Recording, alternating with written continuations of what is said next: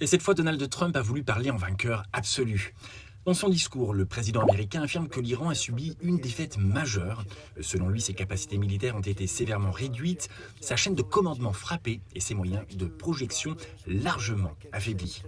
Mais la séquence qui suit brouille immédiatement ce récit.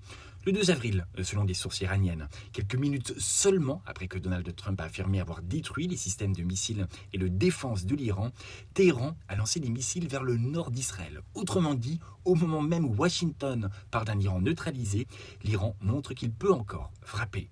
Et c'est là toute la contradiction de cette crise. Donald Trump parle d'une victoire rapide, décisive, écrasante, et dans le même temps il menace de nouvelles frappes massives si aucun accord n'est trouvé. Il assure que le changement de régime n'était pas l'objectif, tout en expliquant qu'il s'est imposé de fait.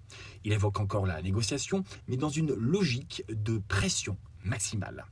Et cette ambiguïté ne se limite pas au terrain militaire. Donald Trump promet encore 2 à 3 semaines de conflit avec l'Iran et les marchés réagissent immédiatement. Le pétrole monte dans un climat tendu pendant que les chiffres de Wall Street basculent dans le rouge. Autrement dit, les acteurs financiers eux-mêmes ne lisent pas cette séquence comme la fin d'une guerre, mais comme le signal d'une confrontation qui peut encore s'aggraver. En face, Téhéran rejette le récit américain. Les autorités iraniennes nient toute défaite, dénoncent la duplicité de Washington et posent leurs propres conditions pour arrêter la guerre. Réparation, levée des sanctions et garantie contre toute nouvelle ingérence américaine. Au fond, une chose apparaît clairement, si l'Iran était réellement hors jeu, il ne répondrait pas aussi vite. Et c'est peut-être cela que révèle cette séquence.